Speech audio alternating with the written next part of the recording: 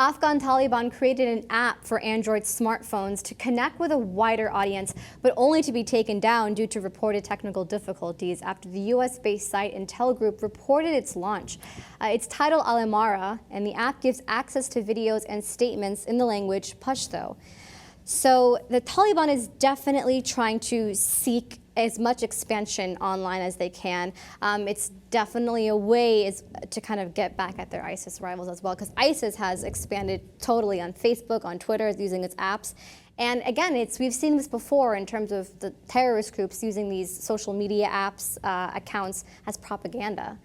Yeah, we don't see it happening as much, in certain places like Afghanistan because there isn't a huge ISIS presence there. Mm-hmm. But you see in a lot of other places that Al-Qaeda, the Taliban as well, are losing fighters to ISIS. Their campaign, their propaganda seems to be much stronger than others. So, to see a group like Taliban jumping on the Google Play Store, mm-hmm. Isn't perhaps the most surprising thing, as much as we don't usually associate terrorism, with the most update technology. Because a lot of their ideas are very draconian. That's something that we're seeing more and more, and I think we better get used to, especially with the rise of groups like ISIS, who have their own magazine, who have their own radio stations. These guys do too, who have their own, Twitter accounts, and these very well put together.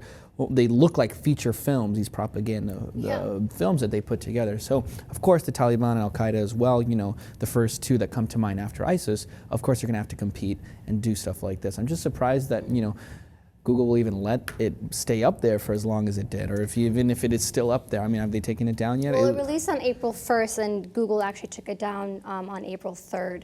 Oh, okay. Yeah, just 2 days later. Actually, we don't know if Google took it down. The Taliban spokesman said that it was technical difficulties, but Google did come out with a statement saying, we're not here to tell you which apps we could take down, but we do take the ones that violate our policy. And it seems that with their propaganda, they're trying to recruit other fighters and, other leaders for the Taliban. It seems like it would violate the policy. And we've been getting a lot of harsh criticism too on Facebook and Twitter about why are you letting this happen? Why are you letting ISIS have their own accounts? So I think it's about time that we have the FBI, Apple, all these other social media accounts working together and not against one another to fight this, because it's crazy how we're seeing social media, like a war on social media. I think that's ridiculous.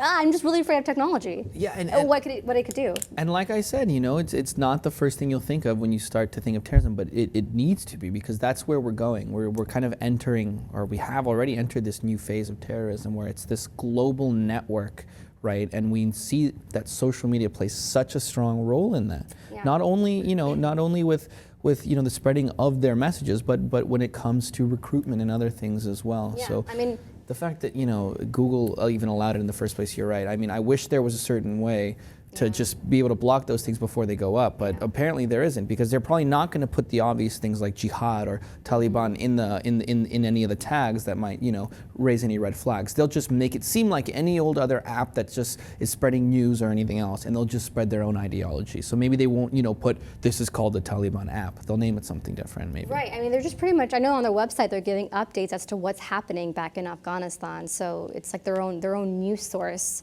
Their own biased news source in a way. Well, the spokesman of the app told Bloomberg that, it's just technical difficulties. We're going to be back up. So you guys want to look twice before you download something on your phones.